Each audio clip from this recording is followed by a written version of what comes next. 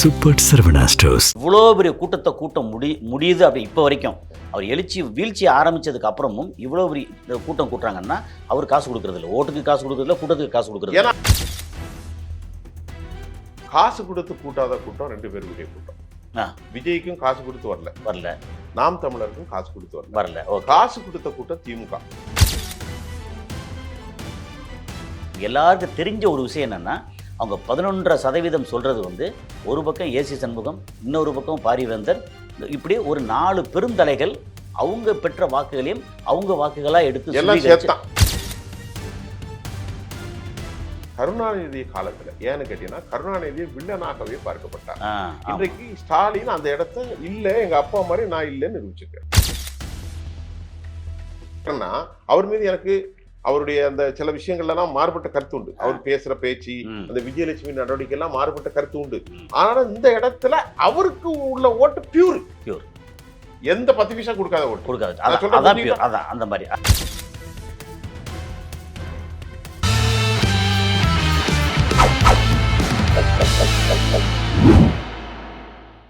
GeM தொலைக்காட்சி நேயர்களுக்கு வணக்கம். நான் கசாலி. இன்னைக்கு வந்து சர்வதேச செய்திகளில் நுணுக்கமாக ஆராய்ஞ்சு பார்த்து அந்த செய்திகளை தினந்தோறும் பல ஊடகங்களையும் வெளிப்படுத்தக்கூடிய, அதுபோக நம்ம இங்கே லோக்கல் அரசியலை பற்றி அப்படி ஃபிங்கர் டிப்பில் வச்சுருக்க அவர் சகோதரர் சூஃபியான் அவர்கள். அவர்கிட்ட என்னென்னா, அவர் வந்து சில விஷயங்கள் என்கிட்ட கேள்வி கேட்குறார். இதில் வந்து என்ன, இன்னைக்கு தமிழ்நாட்டில் இருக்கக்கூடிய இந்த அரசியல் சூழலை பற்றி எனக்கு தெரியாத, எனக்கு சந்தேகம் இருக்கிற சில விஷயங்களை அவர்கிட்ட வந்து கேட்க நினைக்கிறேன். வாங்க அவர்கிட்ட கேட்போம். வணக்கம். வாங்க சார். சரி, இப்போ வந்து நம்ம இங்கே கேட்குறது ரொம்ப சிம்பிள். சரி, என்னென்னா, கரண்ட்டில் அரசியல் நிலவரம் இருக்கு இல்லையா, அது நாளைக்கு நமக்கு எஸ்ஐஆர் படிவம் முடிஞ்சு ஃபைனல் லிஸ்ட்டு வரப்போகுது. ஏற்கனவே கேரளாவுக்கு வந்துருச்சு, வெஸ்ட் பெங்காலுக்கு வந்துருச்சு 23ஆம் தேதி, நாளைக்கு 23. பட் ஆல்ரெடி அங்கெல்லாம் வந்துருச்சு. ஓகே, இப்போது நேற்று திருச்சியில் இவர் நாம் தமிழர் கட்சி சீமானோட மாநாடு சொல்லிக்கிற அளவுக்கு பிரம்மாண்டமாக நடந்திருக்கு. இன்னொரு பக்கம் பார்த்தா ஒரு அறிவுத்தளத்திலிருந்து ஒரு மாநாடு கமல் மதுரையில் போட்டிருக்காரு. சரி, இப்போ அந்த கமல் அறிவுத்தளத்து மாநாடை கொஞ்சம் ஓரம் ஒதுக்கி வச்சுருவோம், அது பேசக்கூடிய விஷயந்தான். ஆனால் என்னோட கேள்வி என்னென்னா, சீமான் போட்ட மாநாடு பயங்கர பிரம்மாண்டம். அந்த மாநாட்டையும் நீங்கள் கரூர், ஈரோடு, சேலம் இதில் தாவேகா போட்ட மாநாட்டையும் உங்களோட பார்வையில் இருந்து, அது இல்லாமல் ஒரு 10 நாளைக்கு முன்னாடி விருதுநகரில் தென் மாவட்ட இளைஞரணி மாநாடு இவங்க திமுக போட்டாங்க இல்லையா, இந்த 3ஐயும், ஏன்னா திமுக போட்டது அவங்க வந்து ஆளுங்கட்சி கேல பணம் என்ன சொல்லுவாங்க. உங்கள் பார்வையில் விருதுநகர் மாநாடு, நேற்று நடந்த நாம் தமிழர் கட்சி மாநாடு, அதுக்கு முன்னாடி தாவேகா நடத்தின இந்த 3 மாநாடுகள், இதை பற்றின அலசல் வந்து உங்களுடைய பார்வையில் எனக்கு தேவை. சார், இப்போ 77ல இருந்து நம்ம அந்த தமிழ்நாடு அரசியலை சுருக்கமாக பார்த்துருவோம். ரொம்ப நேரம் இல்லை, ஒரு சில செகண்டுகள் இல்லை பார்த்தா நல்லதான். நம்ம 1977ல் தமிழக அரசியலில் ஒரு பெரிய மாற்றம் வந்தது. அதாவது உலகம் சுற்றும் வாலிபனுக்கு அப்புறம் எம்ஜிஆர் முத்திரை பதிச்சது வந்து மாயத்தேவரை வெற்றி கொண்டது. மாயத்தேவரை நிறுத்தி வந்து மாபெரும் வெற்றி பெற்றது. எந்த ஒரு திண்டுக்கல்லையா? திண்டுக்கல். அது அதிமுகவுக்கு ஒரு வடிவம். எமர்ஜென்சி வந்த பிறகு 77ல் தனிச்சு நின்று ஒரு பெரிய வெற்றி பெற்றார். டிசம்பர் 87 வரைக்கும் அசைக்க முடியாத சக்தியாக அவர் மாறினார். 80ல் 6 மாசத்துக்குள்ள 2 இதுமே ரொம்ப வித்தியாசம் வந்துச்சு. குறிப்பா நீங்க சொன்னீங்கன்னா, 1980ல் நாடாளுமன்ற தேர்தலில் 2 சீட்டு தான் எம்ஜிஆர் பெற்றார். 6 மாதத்துல 160க்கு மேல ஜெயிச்சிட்டார். நேருவின் மகளேவா நிலையான ஆட்சி தாங்கன்னு கூட்ட அமைச்சாலும் அன்னைக்கு காங்கிரசினுடைய மொத்த வாக்கு சதவீதம் 20.22% இருந்துச்சு. அன்றைக்கு நான் சொல்றது 76, 80களில் 2 பேருக்கு இடையில கூட்டணி அமைப்பாங்க. இல்ல ஒரு சின்ன கேள்வி இந்த இடத்துல சும்மா 80ல் காங்கிரஸோட வாக்கு சதவீதம் 20.22. ஆமா, 80ல 77 அந்த காலகட்டங்களில் 67ல் 44%. 44 வந்து பாதியா குறைஞ்சி 20 சரி. அதே காங்கிரஸ் வந்து தனித்து நின்று கண்டெஸ்ட் அலோன் 2014ல் 4%. 4% ஓகே. புரிஞ்சுக்கிட்டா? இது புரிஞ்சுது. உங்களுக்கு பல குறிப்புகளுக்கு இப்போ இல்ல கேட்கறதுக்கு ஆமா. தெரியாது. இல்ல தேவைப்படல. ஏன்னா சரியா? 89ல சரி. காங்கிரஸும் தனியா நின்னுச்சு. அ ம சே சேவல் சின்னம் தனியா நின்னுச்சு. உதயசூரியன் ஜெயிச்சது. அந்த டைம்லயும் வந்து வாக்கு சதவீதம் நல்லா வந்துச்சு. வாக்கு சதவீதம் காங்கிரஸுக்கு வந்துச்சு. வந்துச்சு. ஆனா மூப்பனார் இருந்தார். மூப் ஆ மூப்பனார் ஓகே. இருந்தார். Okay, okay. அவரு சைக்கிள் சின்னத்துல 90க்கு அப்புறம் ராஜீவ் அசாசினேஷனுக்கு அப்புறம் நரசிம்மராவுடைய முடிவு எதிர்த்து தான் ஓகே. ம். சைக்கிள் அண்ணாமலை சைக்கிள் போச்சு. அப்போ அவர் போனோம்னா அப்ப அந்த வாக்குஸும் அப்படியே போயிருச்சு. அப்படியே போயிட்டு. சரி. சரி. இப்போ இதெல்லாம் பார்க்கும்போது எம்ஜிஆர் ஒரு பெரிய ஆளுமை. 84ல அவர் புரூக்ளின்ல இருக்கும்போது வெற்றி பெற்றார். ம். அன்னைக்கு டிஎம்கே பெரிய தோல்வி சந்திச்சாங்க. ம். ம். ஏன்னா ஒவ்வொரு இடங்கள்லயும் வீடியோ கேமரா போட்டாங்க. ஓகே. அப்புறம் ஜார்ஜை பிரிச்சது 87. ம். பிசி அலெக்சாண்டர் 89ல திரு கருணாநிதி வந்தார். ஆமா. ம். 91ல ராஜீவ் அசாசினேஷன் 59.67%. ஆ. அதுதான் ஏடிஎம்கே உச்சபட்சம். உச்சம் 59 60%. 60%. 60%. நான் கொஞ்சம். ம். இதுதான் ஏடிஎம்கே உச்சபட்சம். உச்சம். ஆ. சரியா? டிஎம்கே உச்சபட்சம் 54% கிட்ட வந்திருக்கும். அது 96ல. ஓ 96ல. 96. ஏன்னா ஜெயலலிதா அம்மாவுக்கு மேல சில பயங்கரமா இருந்துச்சு. ஆமா. அப்போ வந்து டிஎம்கே நல்லா வந்துச்சு. ரைட், விட்டுருங்க. இப்போ அதே 60% பெற்ற அதிமுக தான் இப்போ எவ்வளவுக்கு வந்திருக்குன்னா 18% வந்துருக்கு. அப்பா, அப்ப எவ்வளோ? சரி, இந்த 18 இருக்குல்ல, ஒரு 40% கீழே போயிட்டு. 40 கிட்டத்தட்ட 42%, 41% கீழே போயிட்டு. இந்த 40% யாரா இருக்கும்? எந்த செக்டாரா இருக்கும்? இளைஞர்கள், பெண்கள், முதியவர்கள், அல்லது இந்த தலித்துகள், இஸ்லாமியர்கள், இப்படி இருக்கு இல்லையா? இதுல இந்த 40% வெளியே போன 40% இருக்காங்கல்ல, உங்களோட பார்வையில அதிமுகல யாரா இருக்கும்? இந்த 40%த்துல பெரும்பான்மையான வாக்குகள் தலித்துகளுடைய வாக்குகள். எப்போதும் எம்ஜிஆரை பொறுத்தவரை தலித்துடைய கேட்டகரி தனியே இருந்துச்சு. இப்போ அந்த கேட்டகரி எங்க போயிட்டுன்னா அதுல மிகப்பெரிய சதவீதம் வந்து திருமாவளவன் கான்ஸ்டன்டா பிடிச்சிட்டாரு. ஓ சூப்பர். புரியுதா? ஓகே. அன்றைக்கு இளைய பெருமாள் போன்ற தலைவர்களால் தலித்துகளை ஒருமைப்படுத்தவே முடியல.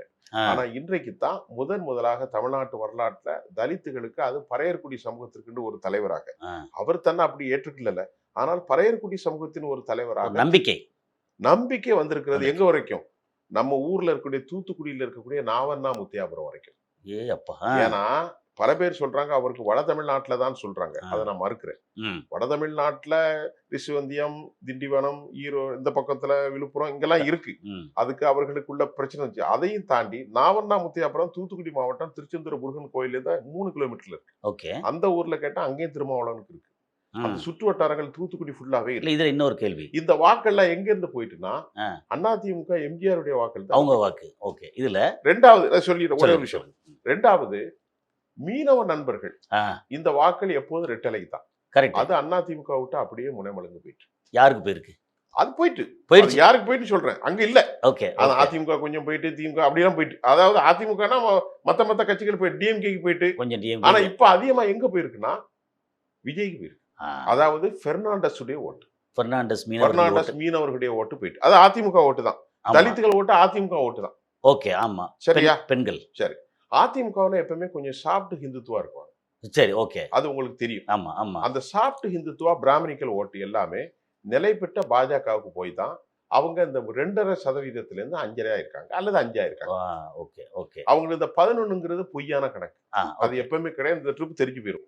இல்லை 11 அதுக்கு நம்ம எல்லாருக்கும் தெரிஞ்ச ஒரு விஷயம் என்னென்னா, அவங்க 11.5% சொல்கிறது வந்து ஒரு பக்கம் ஏசி சண்முகம், இன்னொரு பக்கம் பாரிவேந்தர், இப்படி ஒரு 4 பெருந்தலைகள் அவங்க பெற்ற வாக்குகளையும் அவங்க வாக்குகளாக எடுத்து சேர்த்து 11. அது இல்லாமல் பார்த்தீங்கன்னா நல்ல வாக்குகள் பெற்றது ஒரு பக்கம் அண்ணாமலை வாங்கினாரு, இன்னொரு பக்கம் தமிழிசை வாங்கினாங்க, இன்னொரு பக்கம் வந்து வினோத் பி சொல்லுவோம், இந்த பக்கம் கொஞ்சம் வாங்கினாங்க மெட்ராஸில், சென்னையில். இப்படி அங்கங்கே வாங்கின வாக்குகளுக்கு இதெல்லாம் சேர்த்தோம்னா 6% வருது. அவ்வளவுதான். நீங்க சொல்றதும் கரெக்ட். 5.5 6 நீங்க 6 பரவாயில்ல. சரி. இப்ப என்னன்னா இந்த எலெக்ஷன்ல நீங்க இப்ப கேட்ட கேள்வி என்னன்னா, சீமான் யாருடைய ஓட்டை எடுத்திருக்காரு? சீமா 6%, 7%, 8.22 இன்னைக்கு. சீமான் யாருடைய ஓட்டை எடுத்திருக்காருன்னா திமுகவுடைய ஓட்டை தான் எடுத்திருக்காரு. அதிமுகவுடைய ஓட்டை எடுக்கல. அப்படியா சொல்றீங்க? ஆமா. எல்லா ஓட்டும் போயிருக்கு. ஏன்னு சொன்னா அடிப்படையான தமிழ் தேசியவாதிகள் சீமானுக்கு இருக்காங்க. Okay, okay. இது 2011ல இருந்து அவருக்கு ஒரு பெரிய எழுச்சி கிடைச்சது. ஆனா 2021க்கு அப்புறம் 24க்கு அப்புறம் ஒரு பெரிய வீழ்ச்சி கிடைச்சிருக்கு. அதுக்கு நான் 2 காரணத்தை சொல்றேன். எழுச்சி அப்புறம் வீழ்ச்சி. ஏன்னா எக்ஸ்பெக்டிங் லாட், மக்கள் அதிகமாக இளைஞர்கள் 17 வயசு 20 வயசுல எதிர்பார்த்தாங்க. ஓகே. இப்ப எல்லாருமே சீமான் மீது அதிருப்தி. நேத்துள்ள கூட்டத்தை விட்டுருங்க. சரி. கூட்டம் யாருக்கு வரல? எல்லா கட்சிக்கும் வருது. ஆனா ஒரு விஷயம், இவ்வளோ பெரிய கூட்டத்தை கூட்ட முடியுது அப்படி இப்போ வரைக்கும். அவர் வீழ்ச்சி ஆரம்பிச்சதுக்கு அப்புறமும் இவ்வளோ பெரிய கூட்டம் கூட்டுறாங்கன்னா, அவர் காசு கொடுக்கறது இல்ல. ஓட்டுக்கு காசு கொடுக்கறது இல்ல, கூட்டத்துக்கு காசு கொடுக்கறது ஏன்னா இல்ல. அவர் வீழ்ச்சினா அவருக்கான ஓட்டு முழுவதாக வீழ்ச்சி இல்ல. ஆ, அவருடைய நடவடிக்கைகளுக்கான சில சதவீதம் கரம்பி போயிருக்கிறது. அவ்வளவுதான். ஆ, அவ்வளவுதான். இப்ப ஒரு விஷயத்தை நீங்க பாருங்க. கரூர்ல ஒரு கூட்டம் போடப்படுது.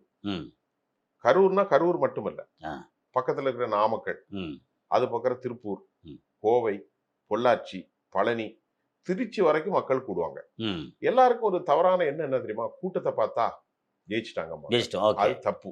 ம், 80ல திரு கருணாநிதி கூட்டத்துல நான் சின்ன பையனா கலந்திருக்கேன். ஓகே. எம்ஜிஆர் வரும்போது மரத்துல இருந்து தான் பார்த்திருக்கேன். ஓகே. அப்பெல்லாம் சின்ன பையன். ம், அப்போ சொல்லுவாங்க, கூட்டங்கள் அதிகமாக கூறுகிறது, ஆனால் வாக்குகளை நீங்கள் ஏன் எனக்கு போட மறுக்கிறீர்கள் என்பார். யாரு? நம்முடைய கலைஞர். கருணாநிதி அவர்கள். ஓகே. ஆனால் எம்ஜிஆருக்கு சமமான கூட்டம் வரும், வரும். ஆ, ஆனால் வெற்றி பெற மாட்டார்.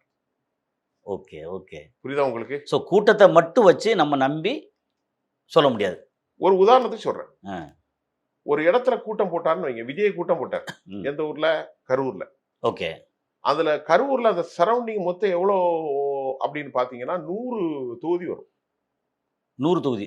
நோ 100னா கரூர் மட்டுமல்ல, ஆ, பக்கத்து மாவட்டங்கள் எல்லாம் சேர்த்து. எல்லாம் மொத்தம் சேர்த்தா சார் 100 100 மாவட்டங்கள் வேணாம், ஒரு 70 தொகுதிகள் வச்சுக்கிடுங்க. Okay, okay. கரூர் எடுத்துக்கிடுங்க, திருப்பூர் கரூர், எடுத்துக்கிடுங்க, நாமக்கல், திருப்பூர், கோயம்புத்தூர் ஆரம்பிச்சு இந்த எல்லா பக்கம் திருச்சி. ஆ, ஒரு 100, 70, 80 தொகுதி. ஆனா ஓகே. அங்க கூடி இருக்கிறவன் எவ்வளவு கூடியிருப்பான்? ம், அங்க கூடி இருப்பவங்க எவ்வளவு கூடியிருப்பாங்க? ஒரு 1.5 லட்சம் பேர் கூடுவாங்களா? அல்லது ஒரு 70,000 பேர் கூடுவாங்களா? ஒரு 50,000 பேர் கூடுவாங்களா? ஆ, ஆனா அது பெரிய கூட்டமா தெரியும். ஆ, சின்ன இடத்துல அடைக்கிற மாதிரி. ஆ, ஏன்னு கேட்டீங்கன்னா, ஓகே. 100 தொகுதியினுடைய வாக்காளர்களுடைய எண்ணிக்கை 2 கோடி. ம், 100 ஆமா 2 லட்சம்னா 100 தொகுதி. 2 கோடி. இதுல இன்னொரு இது கேட்குறேன். ஏன்னா நேரம் கருதி கொஞ்சம் கேட்கணும். இது கரெக்டான விஷயம். இந்த கூட்டத்தோட டிஃபரன்ஸு திருச்சியில அவரு போட்ட கூட்டமும், கரூர்ல இவர் போட்ட கூட்டமும், அல்லது இங்க பட்டியல் அடைச்ச மாரி இங்க இதுல பண்ணாங்க இல்லையா? சேலத்துல, ஈரோட்ல இந்த கூட்டத்தையும், அதுபோக விருதுநகர்ல அவங்க பண்ண கூட்டத்தையும் ஜஸ்ட் இந்த ஒப்பீடு பண்ணிட்டு நேரம் கருதி வெரி குட். ஒப்பீடு மட்டும் பண்ணிட்டோம்னா, வெரி குட். இது வந்து ஒரு ஐடியா கிடைச்சிரும். சுருக்கமா சொல்லிடுறேன். ஓகே. காசு கொடுத்து கூட்டாத கூட்டம் 2 பேருடைய கூட்டம். ஆ. விஜய்க்கும் காசு கொடுத்து வரல. வரல. நாம் தமிழருக்கும் காசு கொடுத்து வரல. வரல. ஓகே. காசு கொடுத்த கூட்டம் திமுக. சரி. காசுனா ஏற்பாடு பண்ணியிருக்காங்க. ஓகே. வண்டி கொடுத்துருக்காங்க. ஏன்னா செல்வ செழிப்பு இருக்கு. இல்ல ஒவ்வொருத்தர் கையில வந்து ரூ. 500 400 கையில கொடுப்பாங்க. குடுக்குறாங்க. ஏன்னா அவங்கள்ட்ட செழிப்பு இருக்கு. இருக்கு. அதே மாதிரி அதிமுகவும் அப்படிதான். இந்த 4 கூட்டத்தையுமே நீங்க வச்சுக்கிடுங்க. ஆ, நாம் தமிழர், அதிமுக, திமுக, தாவேகா. ஓகே. இந்த 2 பேரும் காசே கொடுக்கல. ஓகே. அது அவங்க 2 பேரும் ஓரளவுக்கு வசதி செஞ்சு கொடுத்துருக்காங்க. ஆ, குடுத்துருக்காங்க. இதுதான் முக்கியம். சரி. இத புரிஞ்சுக்கிடுங்க. இதுல அந்த அரேஞ்ச்மெண்ட்ஸ் இருக்குல்ல, ஆமா. அதுல அதிமுக அரேஞ்ச்மெண்ட்ஸ், திமுக அரேஞ்ச்மெண்ட்ஸ், அதுக்கப்புறம் இவங்க நாம் தமிழர் கட்சி அரேஞ்ச்மெண்ட்ஸ், தாவேகா அரேஞ்ச்மெண்ட்ஸ். ஆமா. இதுல வந்து பிளஸ் மைனஸ் எல்லாம் எப்படி? பிளஸ் மைனஸ்னா டிஎம்கே அரேஞ்ச்மெண்ட்ஸ்க்கு கீழ தான் எல்லாமே. ஆ, அதுக்கு கீழ தான் எல்லாமே. அதுக்கு கீழ நாம் தமிழர் ஒரே பெரிய அரேஞ்ச்மெண்ட் ஒண்ணுமே கிடையாது. ஓகே. அவங்க வந்து ஆனா அசம்பாதம் எதுவும் கிடையாது. நீட்டா வந்து ஏன்னா அது நீட்டு குழு. ஆ, அவங்க வந்து அந்த கொள்கை ரீதியான இளைஞர்கள் தான். கொள்கை. அவங்க எல்லாமே தமிழ் தேசிய கொள்கையில தான் வர்றாங்களே தவிர அவங்கள பொறுத்த அவங்க மரத்துல ஏற மாட்டாங்க, டிரான்ஸ்ஃபார்மர்ல ஏற மாட்டாங்க, இது பண்ண மாட்டாங்க. யாருமே வர மாட்டாங்க. ஒண்ணும் நாம் இல்ல. தமிழர் கூட்டத்துக்கு ஆ, பிறர் பொதுமக்களே வரமாட்டாங்க. ஓகே. அது எல்லாமே அந்த கொள்கை சார்ந்த மக்கள். ம். சிலர் கொஞ்சம் அப்ப கொஞ்சம் நாகரிகமா இருப்பாங்க. ரொம்ப அமைதியா இருப்பாங்க. தாவேகாவுடைய கூட்டம் முழுக்க இளம் வயதினர் ரசிகர்கள். இளம் வயதினர்னா ஒரு 100 பேர்ல 80 பேர் 70 பேர் இருப்பாங்க. மீதி 30 பேர் கலந்து இருப்பாங்க. ஆ, அது மாதிரி நாம் தமிழர்லயும் ஒரு 15 பேர் 10 பேர் கலந்து இருப்பாங்க. Okay, okay. ஆனா திமுக அதிமுகவுக்கு அப்படி இல்லை. வெகுஜனத்தினுடைய மக்கள் ஏராளமான பேர் வருவாங்க. ஓகே. அதுக்கு காரணம் இவங்க ரெண்டும் தமிழ்நாட்டுல 60 வருஷம் ஆண்ட கட்சிகள். ம், ம். இவர்களால் பலன் பெற்றவர்கள். ஓகே. புரியுதா? ம். இன்னும் டாக்டர் எம்ஜிஆர் அவருடைய சாயல் இன்னைக்கு இருந்துகிட்டு இருக்கு. இருக்கு. ரெட்டலையுடைய மதிப்பு இருக்குது.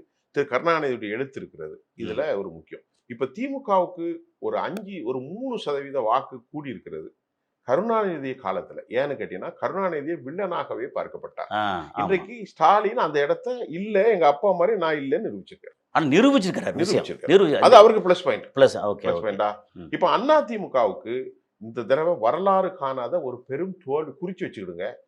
என்டிஏ கூட்டணி தமிழக வரலாற்றில் ஒரு 70 ஆண்டு கால வரலாற்றில் 57, 56, 49ல ராபின்சன் பூங்கா, ஓகே. 56, 62, ஒரு 60க்கு அப்புறம் பராசக்திக்கு பின்னாடி ம். இது மாதிரி ஒரு புதிய வரலாறு இருக்காது அப்படிங்கிற அளவுக்கு ஒரு புதிய செய்தியை தமிழ்நாடு சொல்லும். இதுல வெற்றி தோல்வி இல்லை. மறுபடியும் நான் சொல்லிடுறேன், ம். ஒரு சீட்டு வெற்றி பெறுவது கூட விஜய் சந்தேகம். ஓ, விஜய்க்கு. அவர் ஜெயிக்கிறதே கிடையாது. ஓகே. அவரே ஜெயிக்க மாட்டார். ஜெயிக்க மாட்டார். சரி, இவர் வந்து இப்போ கடைசியாக சொல்லிடுறோம், கேட்குறேன். காரைக்குடியில் சீமான் நிற்கிறார். ஆமா. ஜெயிப்பாரா? என்ன செய்வார்? வாய்ப்பே இல்லை. வாய்ப்பு ஆனா பெரிய வாக்கு எடுப்பார். சதவீதம் வாக்கு. ஏன்னா எப்பவுமே தெரிஞ்சுக்கிடுங்க, பொது வெகுஜனத்தினுடைய வாக்களை பெறாத ஒரு தலைவன் வெற்றி பெறவே முடியாது. தமிழ்நாட்டுல 40% மெட்ராஸ்லயே தெலுங்கு மக்கள் இருக்காங்க. ம். தெலுங்கு மக்கள் 40% இருக்கிறாங்க. ஓகே. அப்ப எல்லோரையும் ஏன் இன்னைக்கு பிஜேபி தோக்குறான் தமிழ்நாட்டுல? இந்த வெறுப்பு அரசியலுக்கு பிஜேபி வராது. இன்னும் 100 வருஷம் கழிச்சாலும் தமிழ்நாட்டுல வர முடியாது. புரியுதா உங்களுக்கு? இன்க்ரீஸ் ஆகலாம், ஆனா வர முடியாது. நீங்க பாருங்க, டிஎம்கே வந்து கருணாநிதி எம்ஜிஆர் மலையாளின்னு சொன்னாங்க. ஓகே. தமிழ்நாட்டுல எடுபட்டுச்சா? எடுபடல. எடுபட்டுச்சா? ஜெயலலிதா அவங்க வந்து ஸ்ரீரங்கம் தான். ஆமா. அவங்கள பாப்பாத்தின்னு சொன்னாங்க. பாப்பாத்தி கன்னடக்காரின்னு சொன்னாங்க. அவங்க கடைசியில இறந்து போற வரைக்கும் ஒரு பெரிய ஆட்சியிலே இருந்துட்டு போயிட்டாங்க. ஆமா ஆமா. அதனால இதுல இந்த மாதிரியான உதாரணங்கள்லாம் இருக்கு. அந்த மாதிரி விஷயங்கள்லாம் தமிழ்நாட்டுல நடக்காது. தமிழகத்தை பொறுத்தவரை நல்லவர்கள் யார்? நமக்கு எம்ஜிஆர் இருந்தாரு, அவரு எந்த சொத்தை கொண்டு வந்து கேரளால இன்வெஸ்ட் பண்ணாரு? ஒண்ணு இல்ல. செல்வி ஜெயலலிதா நீங்க பார்த்தா சமூக நீதி காத்த காவலராக அவர் பண்ணிக்க 69% யாருமே செய்ய முடியாது. அதனால தமிழ் இப்ப நீங்க ரஜினிகாந்த் இருந்தா கூட அப்படித்தான் இருந்திருப்பாரு. அவர் வரல, சரி விட்டுருங்க. அதே மாதிரி இப்ப வந்து அந்த விமர்சனங்களுக்கு உள்ளாட ஒரு சிக்கலா இருக்கிறனால இந்த ஒரே ஒரு செய்தி, விஜய்க்கு வந்து இந்த முறை திமுகவுடைய வாக்களை கொஞ்சம் கரம்ப போறாரு. ஓகே. கரம்பல்னு தான் சொல்லுவேன். கரம்பல்னா தண்ணி இப்படி போகும்போது கொஞ்சம் கொஞ்சம் வரும். முழுசா அப்படியே கொத்திட்டு போக மாட்டாங்க. அந்த கரம்பல்ல புள்ளமாறு வெள்ளாள கிறிஸ்டியன்ல இருந்து வாக்கள் நிறைய போகுது. ஓகே. ஓ, ஓகே. அது மாதிரி சவுத்துல கன்னியாகுமரியில இருந்து புன்னக்காயில், தூத்துக்குடி இந்த பக்கம் வரைக்கும் கடற்கரை ஓட்டுகள் ஃபுல்லாவே பெர்னாண்டஸ் அப்படி போகுது. அது இல்ல, நாடார் கிறிஸ்தவர்கள் சிஎஸ்ஏ கிறிஸ்தவர்கள் ஓட்டு அப்படி திமுக நிக்குது. ஒரு ஓட்டு கூட திமுக விட்டு போகாது. சிஎஸ்ஏ நாடார் ஓட்டுகள் நல்லா கவனிச்சுக்கிடுங்க. சிஎஸ்ஏ நாடார் ஓட்டுகள். கத்தோலிக்க சமூகத்துல புள்ளமாறு இருக்காங்க. கத்தோலிக்க சமூகத்துல பெர்னாண்டஸ் இருக்காங்க. கத்தோலிக்க சமூகத்துல திருச்சி பக்கத்துல, சிவகங்கை பக்கத்துல உடையார் இருக்காங்க. இது எல்லாமே யாருக்கு போதும்? விஜய்க்கு கரம்பலாகும் கொஞ்சம். ஆனால் பக்காவா கிடைக்க போற ஓட்டு டிஎம்கேக்கு கண்ணை பொத்தி 96% முஸ்லீம் ஓட்டு. ஓகே. ஸோ இப்போ இதுல வந்து நம்ம தெரிஞ்சுக்கிறது என்னன்னா, நம்ம கேட்ட கேள்வி வந்து பேசிக் அடிப்படை தான். அதில் உண்மையிலேயே இவ்வளோ 67, 77, 80 ஆரம்பிச்சு எல்லா டீட்டெயிலாம் வந்துருச்சா? இன்னும் இருக்கு. ஆமாம், ஏன்னா வாசகர்கள் அடுத்தடுத்து கொடுப்போம். ஏன்னா இப்போ இந்த டீட்டெயில் வந்து எதுக்குன்னா, இப்போ உங்களோட அனுபவத்திலையும் நீங்கள் பார்த்த பார்வை எல்லாம் அப்படியே சொல்லும் போது தான், வரலாறை சொல்லி ஆரம்பிக்கும் போது தான் நமக்கு வந்து ஒரு புரிதல் கிடைக்குங்கிறதுல. ஸோ நல்ல விஷயம். இன்னும் அடுத்தடுத்து உண்மையிலே வேற எனக்கு வந்து ரொம்ப என்ன சொல்றேன்னா, ஒரு அறிவுக்கண் திறக்கிற மாதிரி எனக்கு இந்த கட்சி இப்படி, இந்த கட்சி இப்படி அப்படின்னு சொல்லிட்டு வெளியில் என்னதான் கேட்டிருந்தாலும் நம்ம கலந்துரையாடல். எல்லா தலைவர்கள் மீது எனக்கு மாறுபட்ட கருத்து உண்டு. ஆனா நான் ஒரு செப்பாலஜிஸ்டா கண்ணை பொத்திடுவேன். அவ்வளவுதான். இப்ப சீமான் இருக்காருன்னா அவர் மீது எனக்கு அவருடைய அந்த சில விஷயங்கள்லாம் மாறுபட்ட கருத்து உண்டு. அவர் பேசுற பேச்சு, அந்த விஜயலட்சுமி நடவடிக்கை எல்லாம் மாறுபட்ட கருத்து உண்டு. ஆனாலும் இந்த இடத்துல அவருக்கு உள்ள ஓட்டு பியூர். எந்த 10 பைசா கொடுக்காத ஓட்டு. அதான் அந்த மாதிரி. அதனால வந்து அடுத்த இதுல வந்து காணொலியில் இன்னும் வந்து நிறைய விவாதிப்போம்.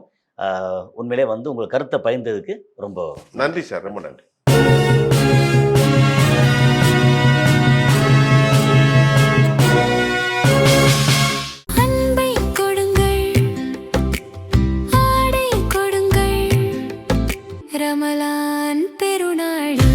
Super Saravana stores.